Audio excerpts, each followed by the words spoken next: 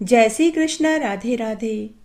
आप सबको कजली तीज की ढेरों शुभकामनाएं। अगर आप सातुड़ी तीज कजली तीज का व्रत करते हैं तो आपको व्रत के साथ में कहानी भी सुननी चाहिए। रक्षाबंधन के पर्व के 2 दिन बाद भादवा कृष्ण तृतीया को कजली तीज, बड़ी तीज या सातुड़ी तीज का त्योहार मनाया जाता है। पूजन की तैयारी करते समय मिट्टी गोबर से दीवार के सहारे एक छोटा सा तालाब बनावें। घी गुड़ से पाल बांधकर नीम की टहनी को रोपें। तालाब में कच्चा दूध मिला हुआ जल डालें। किनारे पर घी का दीपक जलावें। इस दिन पूरे दिन निर्जला उपवास करें। सायंकाल के समय 16 श्रृंगार करके नीमड़ी माता का पूजन करें। सबसे पहले नीमड़ी माता के जल से छींटे दें, फिर रोली के छींटे दें, चावल चढ़ाएं, लच्छा चढ़ाएं। उसके बाद दीवार पर रोली, मेहंदी और काजल की 13 बिंदी लगावें। फिर नीमड़ी माता के भी मोली चढ़ावें, मेहंदी, काजल, ओढ़नी उड़ावें। दीवार पर लगाई गई बिंदियों पर भी मेहंदी की सहायता से लच्छा चिपकाएं। इसके बाद नीमड़ी माता के ऋतुफल और दक्षिणा के रुपए चढ़ावें। फिर किनारे रखे हुए दीपक के प्रकाश में नींबू, ककड़ी, मोती की लड़, नीम की पत्ती, दीपक की लो, सातू का लड्डू, सभी वस्तुओं का प्रतिबिंब देखें और देखते समय बोलें। जैसे आप नींबू का प्रतिबिंब देख रहे हैं तो बोलें, तलाई में नींबू दिखे, दिखे जैसा ही टूटे। इस तरह 5 बार बोलें। इसी तरह अन्य सभी वस्तुओं को देखते समय भी यही बोलें। उसके बाद कहानी सुननी चाहिए। रात को चंद्रोदय पर चंद्रमा को जल के छींटे देकर जिमाएं। चांदी की अंगूठी व आंखें हाथ में लेकर जल से अर्घ्य देना चाहिए और अर्घ्य देते समय क्या बोलते हैं वह हम कहानी के अंत में सुनेंगे। आइए अब हम सातुड़ी तीज माता की लगातार 4 कहानियां सुनते हैं। पहली कहानी इस तरह है। सातुड़ी तीज माता की कहानी। बहुत छोटा सा गांव था। उस गांव में एक वैश्य दंपति अपने 7 बेटा बहुओं के साथ रहते थे। उस वैश्य का सबसे छोटा बेटा दुष्ट चरित्र का था। अपनी पत्नी के होते हुए भी वह वेश्याओं के पास जाता था। साथ ही वह जुआरी, शराबी और मांसाहारी भी था। घर परिवार के सभी सदस्यों ने उसे बहुत समझाया, लेकिन उसके ऊपर कोई असर नहीं हुआ। 7वीं छोटी बहू का पति कमाता भी नहीं था, तो बेचारी वह अपनी जिठानियों के यहाँ झाड़ू, पोछा, बर्तन, कपड़े आदि करती, तो बदले में वे उसे कभी रोटी तो कभी रुपये दे देती। उसी से 7वें बेटे का घर चलता था। वैश्य के 7वें बेटे की बहू बहुत गरीब थी। तब एक बार भादवे की कजली तीज आई। वैश्य दंपति के साथ सभी ने कजली तीज माता का व्रत रखा और पूजन किया और सातु पासा। तब सास ने अपने 7वें बेटे की बहू को भी सातु का एक पिंड बनाकर दे दिया। शाम के समय जब 7वीं बहू सातु पासने बैठी तो दरवाजे पर उसका पति शराब पीकर वेश्या के यहाँ से आया और उसने कहा कि दरवाजा खोल। पत्नी ने दरवाजा खोल दिया तो उसका पति थोड़ी ही देर बैठा और वापस बोला कि मुझे वेश्या के घर छोड़ कर आ। उसकी पत्नी बड़ी ही पतिव्रता थी। जैसा उसका पति कहता वह वैसा ही करती थी। तो उसकी पत्नी अपने पति को वेश्या के घर छोड़ आई। तब उस दिन उसकी पत्नी ने ऐसा 6 बार किया। वह बार बार अपने पति का हाथ पकड़कर वेश्या के पास छोड़ आती। 7वीं बार उसका पति फिर घर आया और घर आते ही फिर बोला कि मुझे वेश्या के घर छोड़ कर आ। इस बार उसकी पत्नी कुछ नहीं बोली तो उसका पति बोला कि आखिरी बार मुझे वेश्या के घर छोड़ा, इसके बाद मैं कभी वेश्या के घर नहीं जाऊंगा। 7वीं बार उसकी पत्नी फिर उसे छोड़ने गई, लेकिन इस बार उसका पति अपनी पत्नी को यह कहना भूल गया कि तू घर जा। उसकी पत्नी बड़ी आज्ञाकारी थी। उस दिन उसके पति ने वापस उसे घर जाने की नहीं कही तो वह वहीं पेड़ के नीचे खड़ी हो गई कि तभी मूसलाधार बारिश होने लगी। सभी जगह नदी नाले उफान पर आ गए तो वह एक पेड़ पर चढ़कर बैठ गई और तीज माता की स्तुति करने लगी। ऊपर बैकुंठ में बैठी तीज माता ने सोचा कि यह बेचारी सुबह से कजली तीज का निर्जला व्रत रखे हुए है और यह मेरी स्तुति कर रही है। अगर आज हम इसके सत का मान नहीं रखेंगे, आज इसकी नहीं सुनेंगे, तो कलयुग में हमें कौन पूछेगा। तभी तीज माता की कृपा से वहां आकाशवाणी हुई। आकाशवाणी ने कहा, आवतरी जावतरी दोना खोल के पी, तो पी प्यारी होवे। आवाज सुनकर उसने इधर उधर सब तरफ देखा तो उसे नदी में एक दोना बहता हुआ आता दिखाई दिया। उस दोने में दूध था। वेश्या की पत्नी ने दोना उठाया और उसमें से दूध के 7 घूंट पी लिए और उस दोने के 4 टुकड़े करके चारों दिशाओं में फेंक दिए। तीज माता की कृपा से उधर वेश्या को सद्बुद्धि प्राप्त हुई। उसने अपना सारा धन, रुपया, कीमती रेशमी साड़ियां वेश्या को दे दी और खुद हमेशा हमेशा के लिए तीर्थ यात्रा पर चली गई। अभी बारिश रुक गई। वेश्या की पत्नी पेड़ पर से नीचे उतरी और अपने घर आ गई। उधर वेश्या का बेटा सारा धन, गहने, रुपये, कपड़े की पोटली लेकर घर आया और दरवाजे पर खड़ा होकर अपनी पत्नी से दरवाजा खोलने के लिए कहने लगा। तो पत्नी ने दरवाजा नहीं खोला। तो पति बाहर से बोला कि अब मैं कभी वेश्या के घर नहीं जाऊंगा। पत्नी को विश्वास नहीं हुआ। पत्नी ने भीतर से ही कहा कि आप पहले मुझे वचन दीजिए। तो पति ने वचन दिया। तब उसकी पत्नी ने दरवाजा खोला तो उसने देखा कि उसका पति धन, रुपया, गहने और कपड़े की पोटली लेकर खड़ा था। तब उसने उस पोटली में से अच्छे अच्छे कपड़े निकाले और पहने और खूब सारे गहने पहने। उसके बाद दोनों पति पत्नी ने बैठकर तीज माता की पूजा करी, सातु पासा, और रात्रि में चंद्रमा को अर्घ्य देकर व्रत खोला।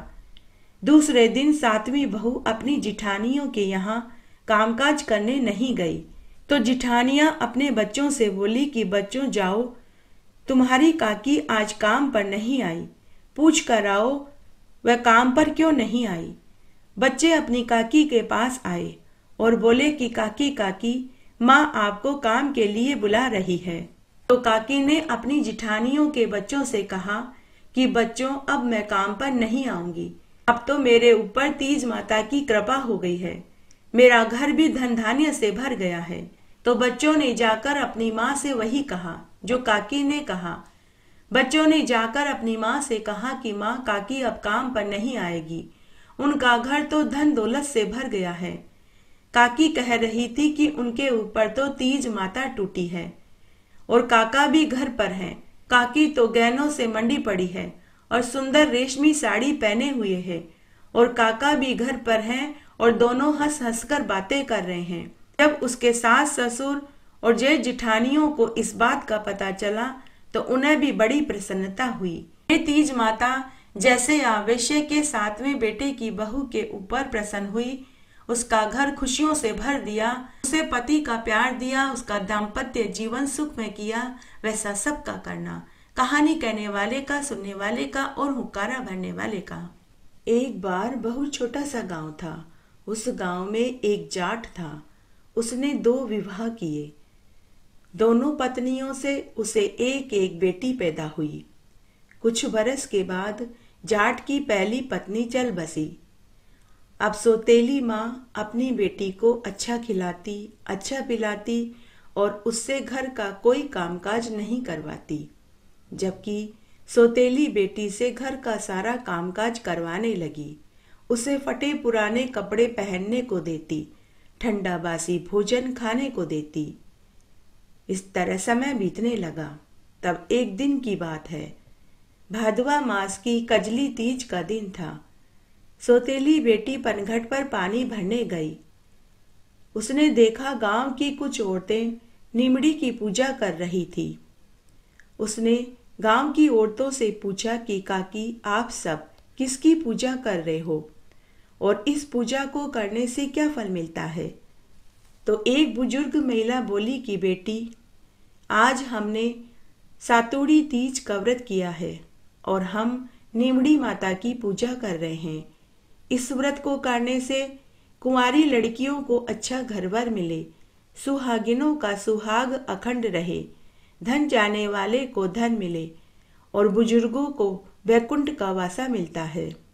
तब वह बोली कि मैं भी यह व्रत करना चाहती हूँ, परंतु कैसे करूँ? मेरी सौतेली माँ मुझे पूजा की सामग्री और सातु ही नहीं देगी। उन औरतों को उसके दुख का मालूम था।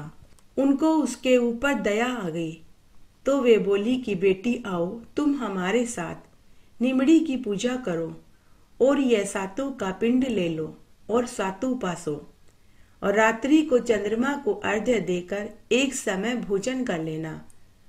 तो उसने वहीं बैठकर गांव की औरतों के साथ कजली तीज माता की पूजा करी, व्रत का संकल्प लिया, नीमड़ी की पूजा कर सातु पासा और सातु का पिंड अपनी चुनरी में छिपाकर घर ले आई। रात्रि में जब उसकी माँ सो गई तो चंद्रमा को अर्घ्य देकर उसने व्रत खोल लिया। इस तरह सौतेली बेटी ने 3 साल तक कजली तीज माता का व्रत किया। जब दोनों बहनें युवा अवस्था को प्राप्त हुई तो सौतेली माँ ने अपने पति से कहा कि मेरी बेटी के लिए अमीर घर और सौतेली के लिए गरीब घर का लड़का ढूंढो। परंतु सौतेली बेटी के ऊपर तो कजली तीज माता की कृपा थी, उसका कौन क्या बिगाड़ सकता था। तब जाट ने अपनी दोनों बेटियों का धूमधाम से विवाह कर दिया। दोनों बहनें विवाह के बाद अपने अपने ससुराल में चली गई। सौतेली बेटी बड़ी ही समझदार और मेहनती थी। उसने ससुराल में जाते ही ससुराल का सारा कामकाज संभाल लिया। इस वजह से ससुराल के सभी लोग सौतेली बेटी से खुश रहते थे। लेकिन जाटनी ने अपनी खुद की बेटी को घर का कोई कामकाज नहीं सिखाया था, तो उसे ससुराल में सबकी जली कट्टी सुनने को मिलने लगी। कोई भी उसे पसंद नहीं करता था, क्योंकि एक तो वह जुबान की कड़वी थी, हमेशा कटु वचन बोलती थी। उसे ससुराल में बहुत दुख भोगने पड़े। कुछ समय के बाद जाट अपनी दोनों बेटियों को लेने उनके ससुराल में गया, तो सौतेली बेटी के ससुराल वालों ने उसकी खूब तारीफ करी और कहा, आपकी बेटी बड़ी ही समझदार है, घर आते ही घर का सारा कामकाज संभाल लिया। लेकिन जाटनी की खुद की बेटी के ससुराल वालों ने खूब बुराइयां करी और कहा कि इसे तो घर का कोई कामकाज नहीं आता, जुबान की भी बड़ी कड़वी है, इसे आपने अच्छे संस्कार नहीं दिए, अब इसे हम नहीं रखेंगे। आप इसे घर का कामकाज सिखाओ, बोलने चलने उठने बैठने का सलीका सिखाओ, उसके बाद ही आप इसे यहाँ छोड़ने आना, नहीं तो आप इसे अपने घर हमेशा हमेशा के लिए रखो। घर आने के बाद जाट ने अपनी पत्नी को पूरी बात बताई। आज जाटनी को बहुत पछतावा हो रहा था। उसने मन ही मन सोचा कि सौतेली बेटी से ईर्ष्या रखने के चक्कर में खुद की बेटी का भविष्य बिगाड़ दिया। उसने उसी समय तय कर लिया कि खुद की बेटी को घर का सारा काम का सिखाऊंगी। अब वह सौतेली बेटी से भी अच्छा बर्ताव करने लगी और खुद की बेटी से घर में रोटी सब्जी कपड़े झाड़ू पोछा का काम करवाने लगी। कुछ समय के बाद भादवा महीने की कजली तीज आई। दोनों बहनों ने अपनी माँ के साथ कजली तीज का व्रत रखा और नीमड़ी माता की पूजा करने गई। तब सौतेली बेटी नीमड़ी माता की पूजा करके बोली कि हे नीमड़ी माता, तू तो मीठी है, जैसे मुझे भी मीठी रखना। फिर जाट की खुद की बेटी पूजा करने के बाद बोली कि हे नीमड़ी माता, तू तो कड़वी है। माँ ने सुना तो उसे बहुत दुख हुआ। माँ ने उसी समय अपनी बेटी को बहुत डांटा और बोली कि जैसे तुम्हारी बड़ी बहन ने नीमड़ी माता की पूजा करी है, तुम भी वैसे ही पूजा करो और नीमड़ी माता से अपनी गलती की माफी मांगो। तब उसने दोबारा नीमड़ी माता की पूजा करी और बोली कि हे नीमड़ी माता, आप मीठी हो, वैसे मुझे भी मीठा रखना। उस समय उसकी पूजा करने से नीमड़ी माता और कजली माता दोनों खुश हो गई और उसे सुखी रहने का वरदान दे दिया। जब वह घर का पूरा कामकाज अच्छे से सीख गई तो सौतेली माँ ने अपनी दोनों बेटियों को खूब सारा धन, गहने, कपड़े, मिठाइयां देकर विदा कर दिया। इस बार जाटनी की बेटी को भी ससुराल में खूब सुख मिला। हे नीमड़ी माता, जैसे आपने जाट की दोनों बेटियों को ससुराल में सुख दिया और उन्हें कजली तीज माता का और नीमड़ी माता का पूजन करने का फल दिया, वैसे सबको देना। बोलिए कजली तीज माता की जय, बोलिए नीमड़ी माता की जय। नीमड़ी की कहानी। एक बार बहुत छोटा सा गांव था। उस गांव में एक नामी पैसे वाले सेठ सेठानी रहते थे। तब एक दिन सेठानी ने देखा कि गांव की कुछ औरतें नीमड़ी की पूजा कर रही थी और कथा कहानियां सुन रही थी। सेठानी ने उनसे पूछा कि आप यह सब क्या कर रहे हो, किसकी पूजा और व्रत कर रहे हो, और इस पूजा और व्रत को करने से क्या फल मिलता है। तो गांव की औरतें बोली कि सेठानी जी, आज हमने भादवा मास की कजली तीज का व्रत निराहार रह कर किया है और अभी हम नीमड़ी माता की पूजा कर रहे हैं और कथा कहानियां सुन रहे हैं।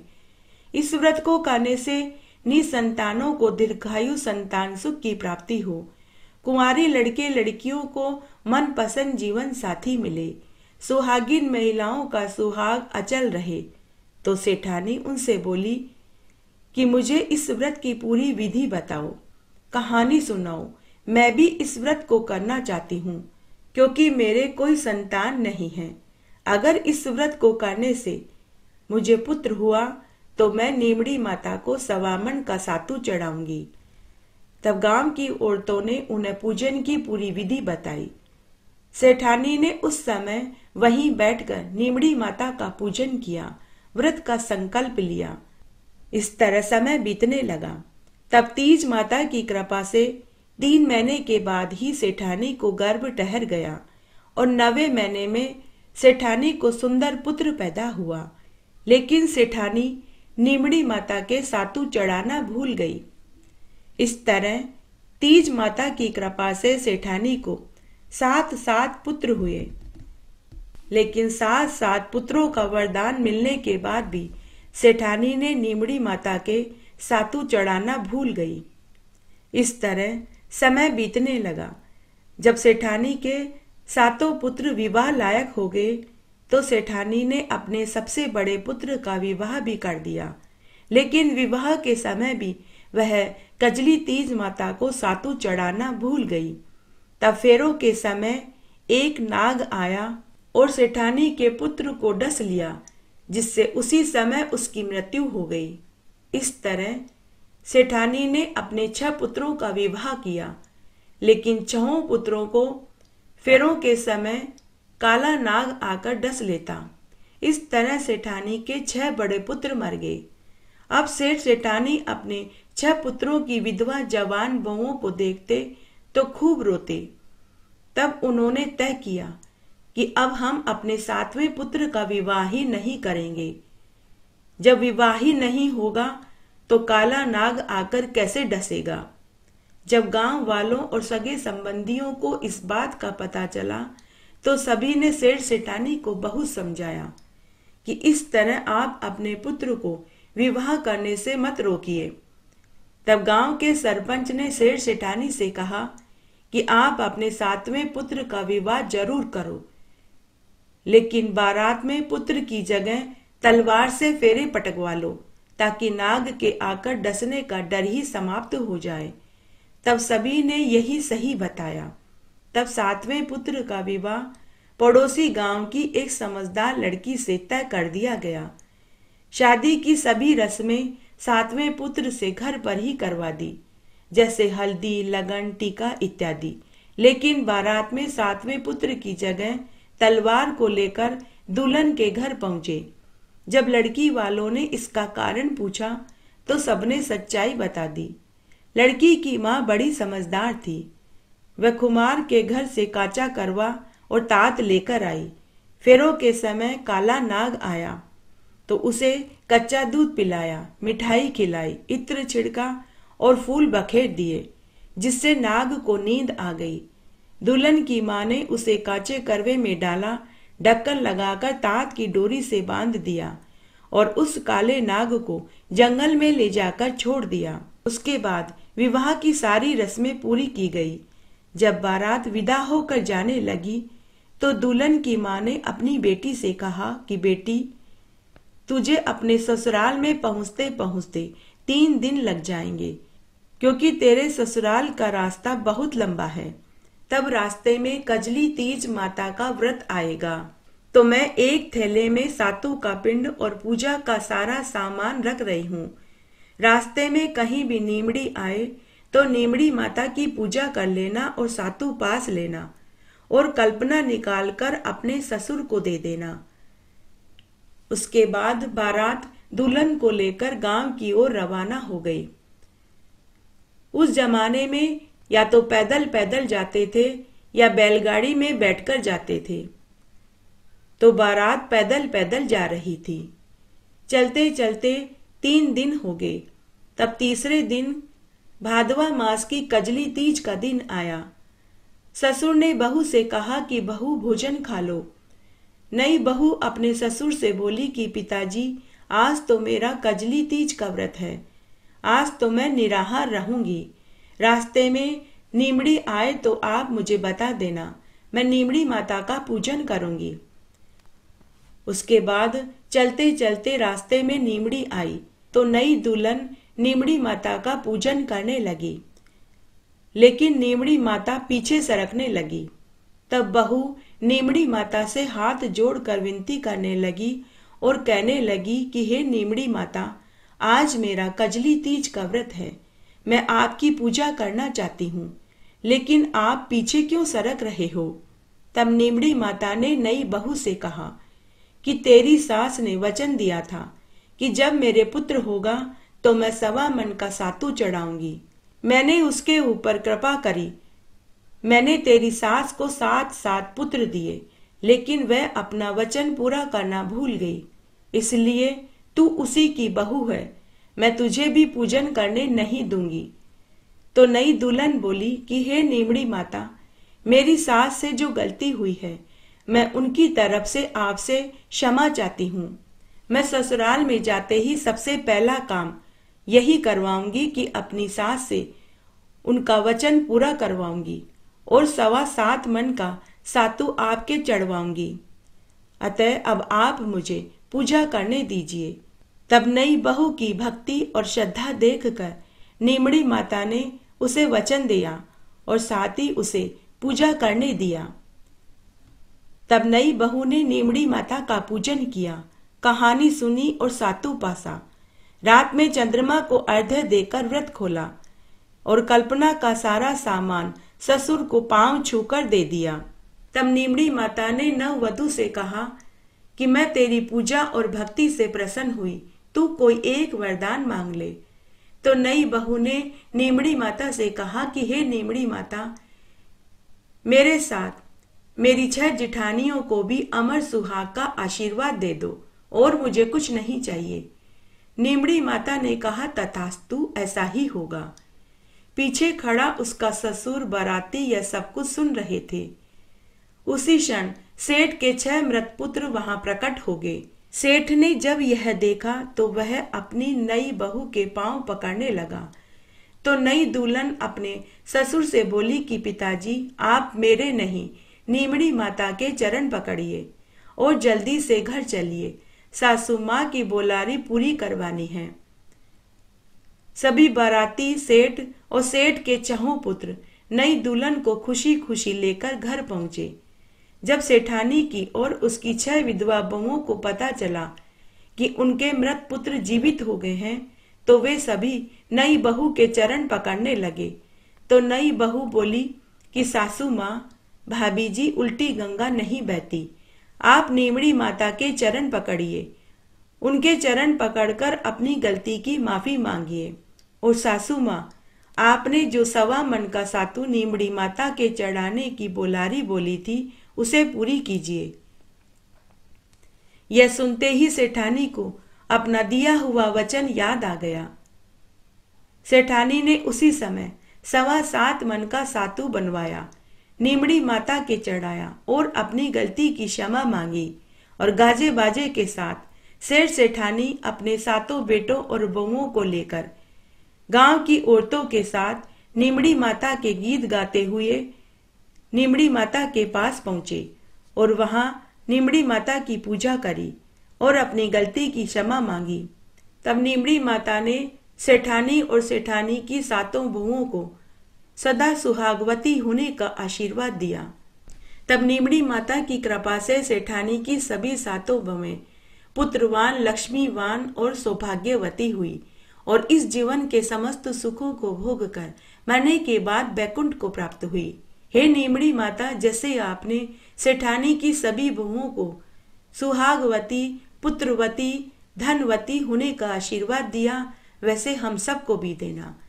बोलिए कजली तीज माता की जय, बोलिए नीमड़ी माता की जय। कजली तीज की कहानी।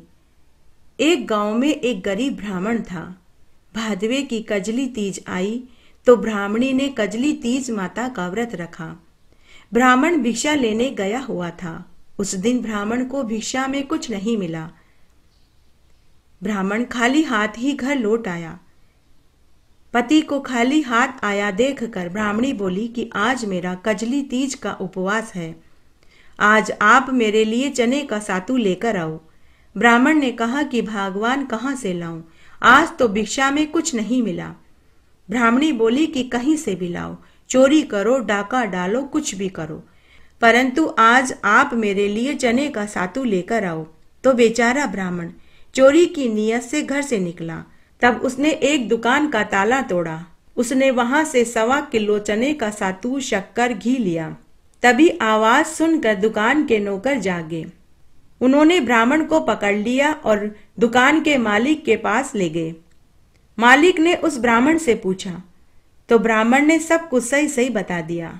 जब ब्राह्मण की नौकरों ने तलाशी ली तो उसके पास चने का सातू, घी और शक्कर के अलावा कुछ नहीं निकला।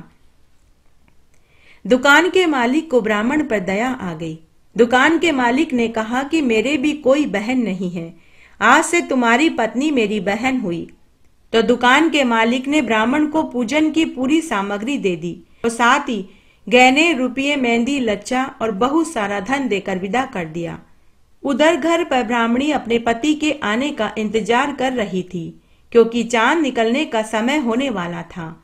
ब्राह्मण खूब सारा सामान लेकर घर पहुंचा। तब ब्राह्मणी ने सातू बनाया। ब्राह्मण दंपति ने कजली तीज माता की पूजा करी, चंद्रमा को अर्घ्य दिया। उसके बाद ब्राह्मण दंपति ने व्रत खोला। हे तीज माता, जैसे आपने कजली तीज के व्रत का फल ब्राह्मणी को दिया, वैसे सबको देना। कहानी कहने वाले को, सुनने वाले को और हुक्कारा भरने वाले को। कजली तीज व्रत में सभी कथा कहानियों के साथ में छींक माता की कहानी जरूर सुननी चाहिए। आइए अब हम छींक माता की कहानी सुनते हैं। एक बार एक साहूकार का बेटा था। वह शहर से कमाकर घर लौट रहा था। रात्रि हो गई। वह जंगल के रास्ते से जा रहा था कि तभी उसे एक मंदिर दिखाई दिया। उसने सोचा कि रात्रि मैं इसी मंदिर में सो जाता हूँ, सुबह होने पर घर चला जाऊंगा। तो साहूकार का बेटा उस मंदिर में चबूतरे पर सो गया। उस मंदिर में एक वट का वृक्ष था। उस वट वृक्ष की पोखर में नाग नागिन का जोड़ा रहता था। नाग को साहूकार के ऊपर दया आ गई। वह पूरी रात साहूकार के पुत्र की रखवाली करता रहा, क्योंकि उस जंगल में अनेक जंगली पशु थे। वे कभी भी आकर उस साहूकार के पुत्र को खा सकते थे। इसलिए नाग पूरी रात जागकर साहूकार के पुत्र की रखवाली कर रहा था। सुबह जब साहूकार का बेटा सोकर उठा तो उसने नाग को उसकी रखवाली करते हुए देखा। साहूकार को नाग के ऊपर दया आ गई। साहूकार ने वहीं एक ग्वाले से दूध लेकर नाग को पिला दिया। तब नाग ने नागिन से कहा कि तू यहीं रह, मैं डस कर आता हूं। नागिन बोली कि मैं भी आपके साथ चलूंगी। लेकिन नाग ने कहा कि तू कहां मेरे साथ इधर उधर भटकती रहेगी, तू यहीं बिल में आराम कर, मैं तेरे हिस्से का भोजन यहीं ले आऊंगा। नागिन बोली कि अच्छा, अगर आप जाना ही चाहते हो तो चले जाइए, लेकिन आप लक्ष्मण रेखा खींच कर जाइए, ताकि कोई छोटे मोटे सांप, बिच्छू, गोयरे आकर मेरे साथ हंसी मजाक न करें, क्योंकि मुझे फालतू के हंसी मजाक करना पसंद नहीं। आपके जाने के बाद वे सभी आकर मुझे तंग करते हैं। तब सांप ने अपनी पूंछ से वहां एक लक्ष्मण रेखा खींच दी और चला गया। साहूकार का बेटा पेड़ के पीछे खड़ा नाग नागिन की सारी बातें सुन रहा था। अभी नाग ज्यादा दूर भी नहीं गया था कि तभी वहां खूब सारे छोटे मोटे सांप बिच्छू गोयरे नागिन के पास आए। सभी सांप बिच्छू गोयरे लक्ष्मण रेखा देखकर दूर खड़े हो गए। तब नागिन खुद लक्ष्मण रेखा पार करके बाहर आ गई और उनके साथ हंसी ठिठोली करने लगी। साहूकार के पुत्र को यह बात पसंद नहीं आई। उसने सोचा कि अभी तो यह नाग से कह रही थी कि इसे हंसी मजाक पसंद नहीं, और अब यह खुद लक्ष्मण रेखा पार करके इनके साथ हंसी ठिठोली कर रही है। तो उसने 7 छोटे छोटे पत्थर उठाए और उस नागिन को पत्थर की मार कर घर आ गया। उधर नाग के वापस आते ही नागिन को भवन में बैठी मिली। नाग ने अपनी नागिन से नाराजगी का कारण पूछा तो नागिन ने कहा कि आज आप उसी साहूकार के बेटे को डस कराइए जिसकी कल रात आपने रक्षा करी थी। नाग बोला कि अरे भगवान, क्या हुआ? तब नागिन बोली कि आपने तो उसकी रक्षा करी और बदले में वह मुझे 7 पत्थर की मार कर गया है।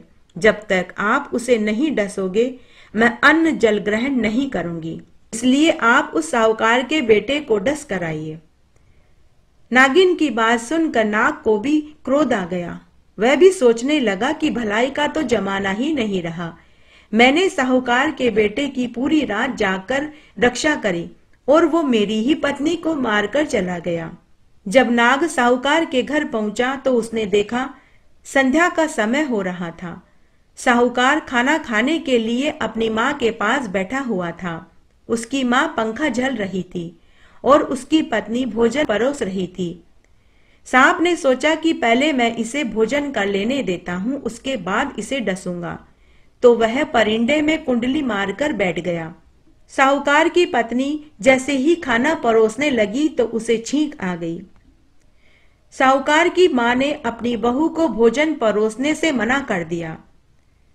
थोड़ी देर बाद बहू पुनः पानी का गिलास लेकर आई तो फिर से उसे छींक आ गई। साहूकार की माँ ने फिर से अपनी बहू को पानी का गिलास रखने से मना कर दिया। थोड़ी देर बाद बहू फिर से भोजन की थाली लेकर आई तो उसे फिर से छींक आ गई। साहूकार की माँ ने फिर से अपनी बहू को भोजन परोसने से इनकार कर दिया। तब साहूकार अपनी माँ से बोला कि माँ, मुझे तुम औरतों की बातें समझ नहीं आती। आज सुबह मैंने नाग और नागिन की बातें सुनी। नागिन अपने नाग से बोल रही थी कि मुझे हंसी मजाक करना पसंद नहीं, इसलिए आप लक्ष्मण रेखा खींच कर जाइए। बेचारा नाग तो लक्ष्मण रेखा खींच कर चला गया।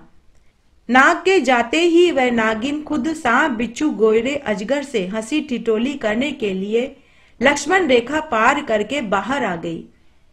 माँ, मुझे ये 2 मुही बातें पसंद नहीं आती, तो मैं उस नागिन को 7 पत्थर मारकर आया हूँ और घर आया तो यह छींक वाली बात, ये सारी बातें मुझे पसंद नहीं आती। ये सारी बातें नाग सुन रहा था।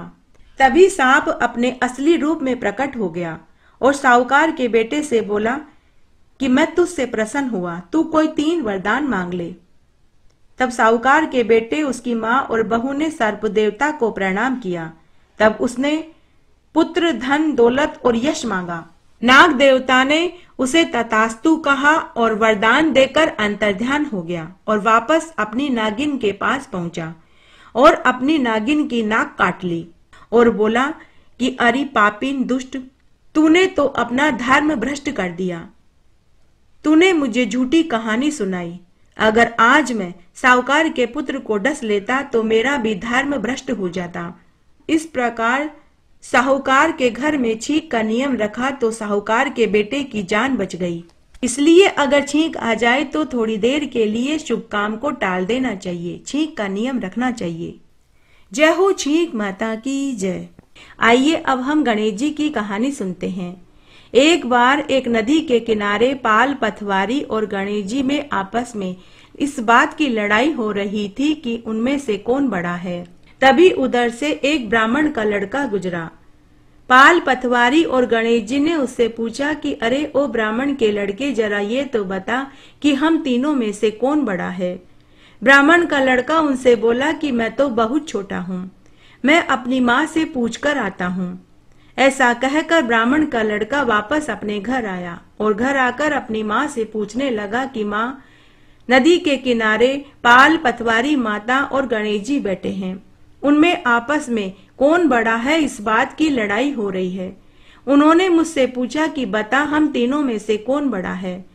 हे माता, अब तुम ही बताओ कि उन तीनों में से कौन बड़ा है। तब ब्राह्मण की माँ, जो बड़ी ही समझदार थी, उसने अपने बेटे को पूरी सीख दी और सिखा पढ़ाकर उसे भेज दिया। ब्राह्मण का बेटा पुनः नदी के किनारे आया और वह बोला, हे पाल माता, आप बड़ी हैं। सभी इंसान आपकी पाल पर मेले कुचेले होकर आते हैं, परंतु आपके पास उजले होकर वापस जाते हैं। उसके बाद पटवारी माता से कहा कि पटवारी माता, आप बड़ी हैं, जो आप बेटे पोतों की बैल बढ़ाती हैं। फिर उसने गणेश जी से कहा कि गणेश जी भगवान, आप बड़े हैं, आप रिद्धि और सिद्धि को देने वाले हैं। जो कोई भी आपको ध्याता है, आपकी पूजा करता है, आप उसको मन वांछित फल प्रदान कर देते हो। इस तरह ब्राह्मण के पुत्र ने न्याय करके तीनों को बड़ा बता दिया। तब पाल, पटवारी और गणेश जी ने ब्राह्मण के पुत्र से कहा कि हे पुत्र, यहाँ नदी के किनारे छोटे मोटे कंकर पत्थर हैं और जितने भी पत्ते हैं उन्हें तू समेट कर अपने घर ले जा और ले जाकर ओबरी में डाल देना। तब लड़के ने ऐसा ही किया।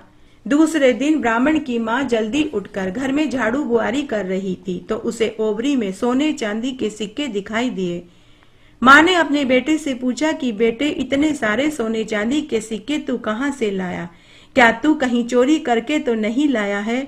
अगर हमारे नगर के राजा को पता चला तो वे हमें फांसी पर चढ़ा देंगे। तब बेटे ने अपनी माँ से कहा कि माँ, मैंने कल पाल, पटवारी और गणेश जी का न्याय किया था तो उन्होंने ही मुझे यह सब कुछ दिया है।